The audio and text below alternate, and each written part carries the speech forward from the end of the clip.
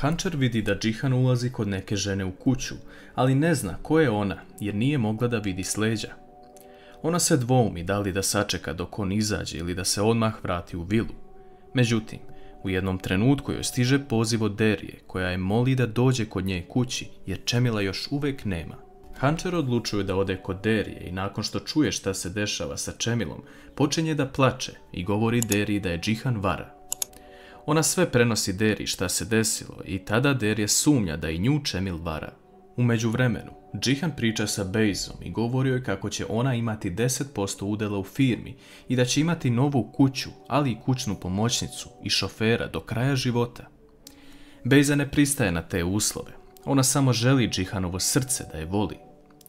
Džihan joj govori da je njegovo srce već dato Hančer i da je to žena koju voli, te da je ona nevina u ovoj situaciji. Bejza tada otera Džihana iz kuće, govoreći mu da će čitav život nagovarati njegovo dete da ga mrzi i da će mu reći da ga je njegov otac izdao. Džihan dolazi pre Hančer kući i pita je odakle ona dolazi. Hančer mu govori da je bila kod brata i tu dolazi do neslaganja u rečima. Hančer je ljuta na Džihana jer misli da je vara, a Džihan ne zna gde se to Hančer kreće tako kasno, te odlazi u kancelariju da prespava, a Hančer ostaje samo u sobi. Sutradan Džihan, pre nego što ode u firmu i pozove Jasemin i Engina, razgovara sa Mukader, koja ga zaustavlja i kaže mu da njegova žena ide bez polaganja bilo kakvog računa.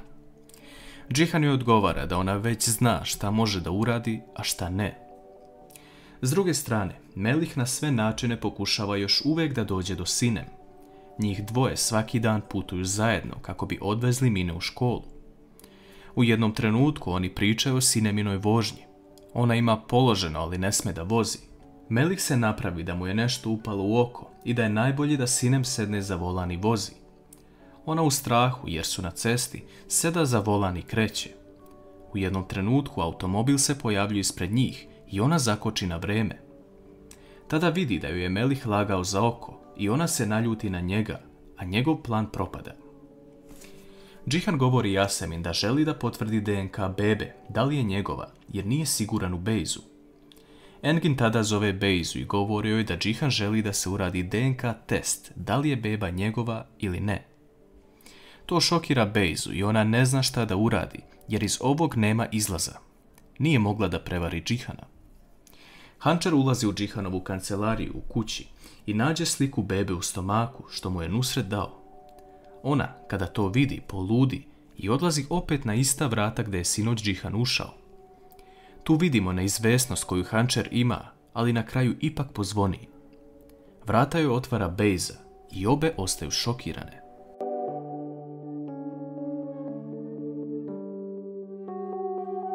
Bejza razmišlja o dodatnom planu dok gleda Hančer u oči i na kraju je zagrli te pozove da uđe unutra.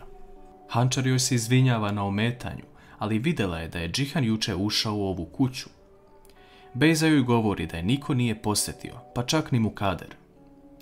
Bejza želi da napravi plan kako bi sažalila Hančer da porazgovara sa Džihanom u vezi nje, a samim tim da on vidi sa kim ima posla. Bejza u jednom trenutku pita Hančer da li joj je Džihan rekao novost. Hančer se tada šokira kada joj Bejza kaže da je trudna sa bivšim mužem od kog se razvela. Hančer joj govori da će učiniti sve da se vrati u vilu i da se Džihan mora pobrinuti za to.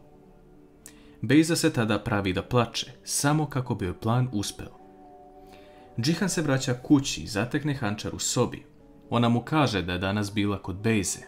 Hančer mu se izvinjava jer ga je pratila, ali mislila je da je vara sa drugom ženom. Džihan vidi da ova stvar na kraju neće izaći na dobro ako ne kaže istinu, jer će Bejza sve reći kad tad.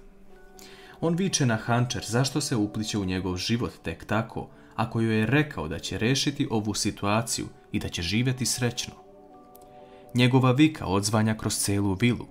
Mukader dolazi u njegovu kancelariju i pita ga šta se dešava. Džihan joj odgovara da Hančer nije ništa kriva, te joj saopštava da je Bejza trudna.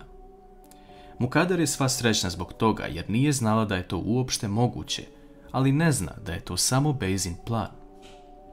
S druge strane, Derija odlučuje da prati Čemila. Ona dolazi do radnje i čuje Čemila kako na telefon priča sa mušterijom. ljubazno i nesvakidašnje.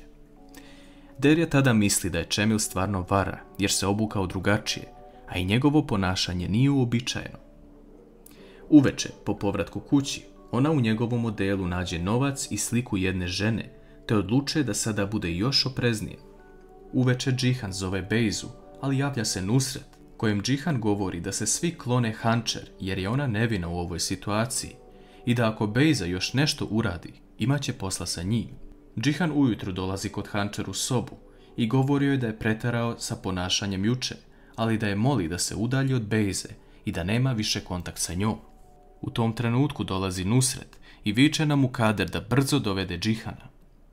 Kućna pomoćnica ulazi u sobu i prekida razgovor Džihana i Hančer, te govori da je Nusret došao jer je Bejza nestala. On tada silazi sa sprata, a Nusret mu govori da je Bejza nestala zbog njegovog tona od juče. Bejza je ovo s namjerom uradila kako bi pozvala Hančer.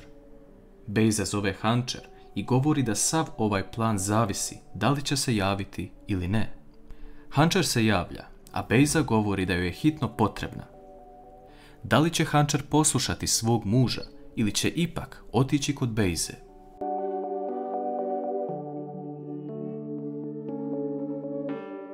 Hančer se javlja Bejzi na telefon, dok je Džihan u dnevnom boravku sa Nusretom i Mukader. Bejza pokušava na miran način da ubedi Hančer da se pojavi danas na određenom mestu. Hančer se bori sama sa sobom, da li da slaže svog muža ili da ostavi Bejzu, navodno trudnu na ulici. Hančer odlučuje da će pomoći Bejzi i da će izaći iz vile uskoro. Džihan dolazi u sobu i obaveštava Hančer da je Bejza nestala, ali ne sme da se meša u to i da dolazi u kontakt sa njom. S druge strane, Sinem, po Melihovom nagovoru, vozi njegov stari automobil kako bi opet stekla naviku za volan. Sve deluje lepo, ali u jednom trenutku motor od automobila se pregreje i oni staju na sred puta. Njih dvoje provode neko vreme zajedno dok se motor ne ohladi. Kasnije, po dolasku u vilu, Mukader ispituje Sinem gde je bila, te da je i ona počela da se ponaša drugačije u posljednje vreme. Sinem saznaje da je Bejza nestala, ali je to uopšte ne dotiče. Ona govori Mukader da samo zna da Hančer nije ništa uradila, okreće se i odlazi u sobu. Nešto kasnije, Hančer se nalazi sa Bejzom i Bejza joj govori kako su je svi izbacili na ulicu. Otac ne želi da čuje za nju, Džihan ju je izbacio iz vile, te moli Hančer da joj pomogne. Hančer, naivno u ovoj situaciji, odvodi Bejzu u Čemilovu i Derijinu kuću na nekoliko dana. Derija se zaprepasti kada ovo vidi, jer zna celu istinu. Derija na sve načine pokušava da ubedi Hančer da je vodi odavde i da se ne meša u njene probleme. Međutim, Džihanu u toku radnog vremena stiže poziv iz bolnice da su pokušali da dobiju Čemila na telefon, ali on se ne javlja. Džihan odlučuje lično da ode kod Čemila u prodavnicu i da pogleda kako je. Po dolasku tamo, njih dvojica pričaju lepo i piju čaj.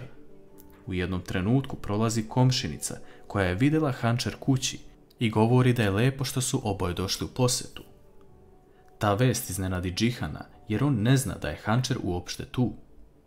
Čemil predlaže Džihanu da iznenade i da se pojave zajedno kući, ne znajući da je tamo i Bejza. Hančer, Derija i Bejza pričaju u dnevnom boravku i u jednom trenutku se čuje kucanje na vrata. Hančer otvara, a ispred vrata vidi Džihana i Čemila. Šta će Džihan uraditi nakon što sazna da je Hančer pomogla Bejzi i prekršila njegov zahtev?